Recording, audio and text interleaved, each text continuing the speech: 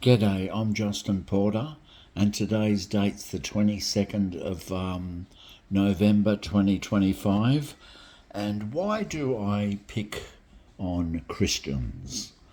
I'm an ex-Jehovah's Witness, but why a lot of my videos about debunking Christianity and debunking the Bible? Let me begin. If you are a Christian or a Jehovah's Witness who are Christians, if you're happy about your religion, don't watch my video. I think Christians are very nice people, very intelligent people. They do a lot of good things. But my problem with Christianity, I'll start off with an experience window cleaning the other day. This Christian guy came up to me and he asked me if I believed in God, if I was a Christian. And I said, no, I'm an atheist. I'm an atheist. And he said, what if you're wrong? What if you're wrong? And I said, what do you mean? What if I'm wrong? Well, does that mean I'm going to burn in hell? And he said, yeah, you're going to burn in hell if you're wrong. And I thought, well, what if you're wrong about Islam? What if you're wrong about the Muslim faith? And if the Quran's the correct word of God, and when you die you end up in the Muslim hell, having to face Muhammad and say, well, you rejected Muhammad, Allah will say, and you're going to burn in the Muslim hell forever. Or what if reincarnation's right? And you get born in the next life with a bad karma, you come back as a mouse in the next life, in the next reincarnation, and bump into your pet cat. And the pet cat said, oh, it's you. I won't eat you because I love you, you're my owner. And get eaten alive. That's my biggest fear, reincarnation. What if reincarnation's right? And because you're not a Hindu, you die, you come back as bad karma because you weren't a believing Hindu, I just say, I don't believe there's a God, And Christians will say, what about design? How do you explain a snowflake? A snowflake, six-sided, intricate little patterns. God made every snowflake. Hey, God must have made snowflakes. Well, I'll give you something. In the year 1609, on Christmas Day, there was a guy called Johannes Kepler, who was born in 1571. So in 1609, he was 38 years old. He was off to a Christmas party. And on the way over the bridge, snowflakes started to fall on his jacket. Now, this was in the year 1609. He died in 1630. At the age of 59. But as he's walking across the bridge, little snowflakes landed on his jacket, black jacket. And he noticed that all the snowflakes had six sides, six-sided snowflakes, but they're all different than each other. And he thought, well, is that a chemical reaction? Water molecule has a chemical reaction and gives each ice crystal six sides. It's just the pattern of the chemistry. Why do you get different shaped snowflakes? Because the storm up in the clouds, the way the snowflakes bang against each other and fall down, they produce different shapes. It's just random. And so that's the thing, you can't threaten me, you can't threaten an atheist with hellfire, because I don't believe we have an immortal soul. As I said before, I'm a little bit scared about reincarnation. I hope that's not true, because I don't want to come back as an impala and be eaten by a lion. That would be a horrible pain, a poor impala being eaten alive by a lion, or come back as a frog and get swallowed whole by a snake. How do you know reincarnation's not true? We should all be agnostic. About things, And I hope reincarnation's not true, but I don't believe in hell. And as the ex-Jehovah's Witnesses, we never believed in hell. And before I was a Jehovah's Witness, I was a Catholic. And Catholics believed in hell. I was with the Salvation Army, they believed in hell. So many of the Christian denominations believe in a burning hellfire for unbelievers. And because it's in Luke chapter 16 about the rich man and Lazarus, but I don't believe it. I don't believe it. A Hindu believes in reincarnation. A Muslim believes in the Muslim hell. It probably believes that Christians are going to go to the Muslim hell, and Christians believe Muslims are going to go to the Muslim hell. And I've bumped into Christians who say, oh, Jehovah's Witnesses aren't real Christians. Yes, Jehovah's Witnesses are real Christians. Catholics aren't real Christians. Yes, Catholics are real Christians. Mormons aren't real Christians. Yes, Mormons are real Christians, Church of Latter-day Saints. There's various varieties of Christianity. And even in the Dead Sea Scrolls, they have found many different messiahs. Very different, lots of different contradictory messiahs that aren't Jesus. They wrote about messiahs and resurrection gods rising from the dead, born of virgins, dying and rising messiahs. Egyptians wrote about that, the Romans believed in that, the Greeks had that. But when the Roman Empire came to power, they solidified Christianity into one Messiah, one God-man, one resurrection story. And they got rid of all the different other resurrection stories. They got rid of the Gospel of Thomas. They got rid of the infants in the Gospel of Thomas. They got rid of the Gospel of Mary. It says that Jesus' mother, Mary, was his favourite disciple and most devout. But the church didn't want that because that gave women power. They got rid of over 60 different Gospels and just kept 4. Why 4? Because Irenaeus liked the number 4. In the year 325 CE, at the Council of Nicaea, powerful Roman Catholic bishops, under the direction of the Roman Empire, chose what 4 Gospels were going to go in the Bible canon. And they shaped the Jesus that you've got today. If the other Bible books, if the other Gospels got into the Bible canon, you would have a completely different Jesus. And according to the Dead Sea Scrolls, which were discovered in the caves of Qumran between 1947 and 1956, there was over heaps of different messiahs, all contradictory, all different types of messiahs. And the Catholic Church didn't want the public to know about that. And even though the Dead Sea Scrolls were locked away in the Vatican, what they said was released in the 1990s, and there was contradictory messiahs, different messiahs, and none of them were Jesus. None of them were Jesus. Why? Because the Roman Empire shaped the Jesus that you have today.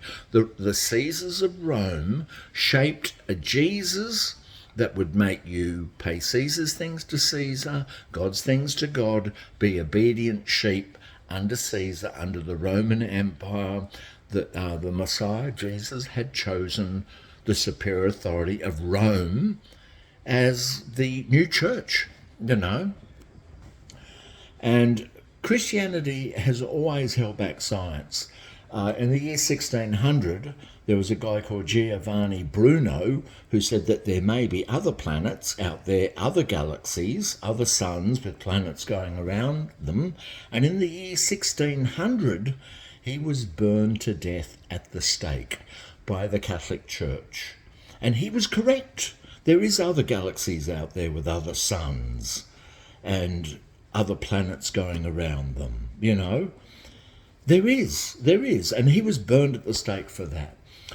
In the year 1610, Galileo said that the sun doesn't go around the earth, but it looks like the sun goes round the earth. It really does look like the sun goes round the earth. No, but the sun goes round the earth. And for that, he was going to be burned at the stake, but he recanted, said, no, I was wrong, the sun goes round the earth doesn't go round the sun. But he was under house arrest until the day he died, And I think he died in 1632. I think it was 1632 he died. And so religion has always held science back. There was another guy called Rene Descartes, and I think Rene Descartes, a French physician in the 1630s, he used to cut open dead bodies like cadavers, and he said that all consciousness is created by the human brain. And there's little cells firing in the brain and communicating with each other, and gives the illusion that there's one person behind your eyes, looking out through your eyes, one person, but there's thousands of little chemical reactions and going on in your brain, and it's the brain is responsible for you. And for that, the Catholic Church didn't like that because of the immortal soul. So he had to flee Catholic France. He had to flee Catholic France in the 1630s, and he had to go to Sweden, which was a neutral country because they had their Viking gods, and the Romans never got into the Viking lands. The Romans never got into Scandinavia. So wherever the Romans went, they brought Christianity with them. Vikings had their gods, So it was neutral. Sweden was neutral, And in 1859, Charles Darwin, who was born in 1809, and when he was 50 years old in 1859, he wrote The Origin of the Species because he went to the Galapagos Islands and he looked at mutations in different birds. There was different birds on the island, different birds from the other island, different beaks, different shapes. And it was just different mutations, favourable mutations, because some mutations are favourable, like white skin.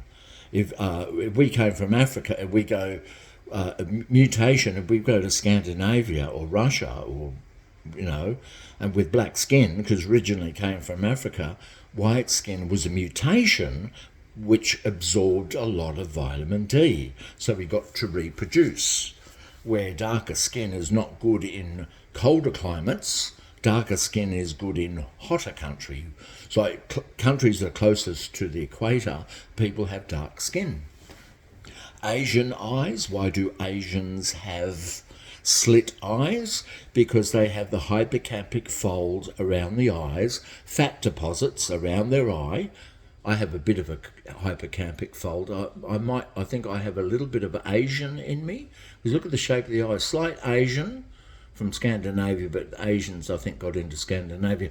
The hypocampic fold of the Asian eye is fat deposits around the eye that keep your eyeball from freezing in the Arctic regions. So the reasons why Eskimos have slit eyes, Asians have slit eyes, is that the skin, the fat deposits around the eye protect the eyeball from being frozen. Frozen, yes, frozen. Paler skin absorbs more vitamin D, so the ones who could absorb more vitamin D it's with evolution, it's the survival, not the fittest, but the survival of the most sexually reproductive. So religion, especially Christianity, has always held back on evolution. The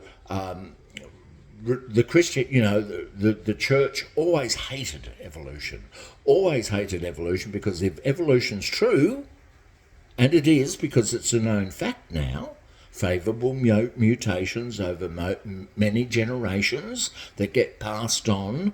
Any favourable mutation, and they're very rare favourable mutations, most mutations are damaging to the organism. So religions always push back against evolution, and not teaching children evolution in school is child abuse, because children should be taught the fact of evolution, not fairy stories, Bible fables, because the stories in the Bible are fables. Teaching kids about Adam and Eve, that's a lie. That's not true. That's not scientific. Shouldn't be teaching them that Adam and Eve talk to a snake and original sin, and because Christianity falls flat on its face if there was no original sin with Adam and Eve. The whole Bible, it falls down like a pack of cards. See, Christianity is not true because Adam and Eve is not true. We are evolved primates. And the atoms in your body are eternal. Atoms in your body could have been part of a star millions of years ago, part of a dinosaur. And so the illusion of design, as in snowflakes, is just random chance, genetic mutation. And people say, well, it must have had a beginning. Well, I say, did God have a beginning? Who created God? God must have, if God makes all this stuff, who made God? Maybe the universe has always existed, has always been here. The atoms are forever changing, ever mutating and always changing. So Christianity and religion has always held back against the progress of science. And it's time to grow up and move on because we're in the 21st century now. And with climate change, a lot of religious people, Christians, say, oh, don't worry about climate change. God's going to save the earth. Oh, don't worry about climate change because God won't let man destroy the earth. As Jehovah's Witnesses, we used to say that God's going to turn the earth into a paradise and have a pet pan and a pet lion. How about save the earth because God is not coming to save us. He's not coming to save us. Jesus said he'd be back in the 1st century AD. And this generation ought not pass away. He did not come in that generation when he said he would. And a lot of other Christians say, oh no, the earth is going to be burned up with fire. And God's going to bring a new earth and a new heaven, new heavens, new earth. Yeah. So don't worry about if we muck up this planet. God's going to make a brand new planet. No, God is not going to make a brand new planet. This is the only planet that we have. Don't worry about living on other planets. Don't worry about colonising Mars. It takes 9 months to get there. You would go crazy, locked in a tin can for 9 months out in space, and then 9 months back to Earth. And then you have to wait every 26 months for the Earth's orbit to get closest to... You have to wait for Mars's orbit to get closest to the Earth. And that takes every 26 months, you have Mars closest to the Earth. You have to leave Earth then, and it takes 9 months. Then you have to wait for the Mars orbit to get closest, so Earth appears again to go. And you'll go crazy, and you go crazy. So we're never going to colonise Mars. We have one planet. There's no planet B. We have only one planet A, and that's planet Earth. We evolved on the Earth. So this is our planet because we evolved. The Earth is our mother. It gave birth to us. Planet Earth gave birth to us. So we evolved on this planet. Astronauts that go out in space for a couple of years, they lose their bone mass. They come back to Earth with weak bones. The low gravitation mucks up their eyesight. It's bad for their heart, and they come back looking older than they did before because when they come back to Earth, their bones are so weak and their eyesight so bad being out in space for a year. And we're not made for space. This Earth, we evolved on planet Earth. We came from the ocean. That's why we like going down to the beach and walking on the water's edge and swimming, because originally we came from the ocean, So thanks for listening, and I'm not against Christians, but when they say, what if you're wrong, and you end up burning in hell, I say, what are you wrong about Islam, and you end up in the Muslim hell, or you're wrong about Hinduism, and you get reincarnated as a frog and get swallowed whole by a snake. Whoever, the God, if there is a God he's not a God of love, because that poor frog being swallowed whole by a snake isn't very nice, But thanks for listening. My name's Jocelyn Porter. Today's the 22nd November. Thanks again.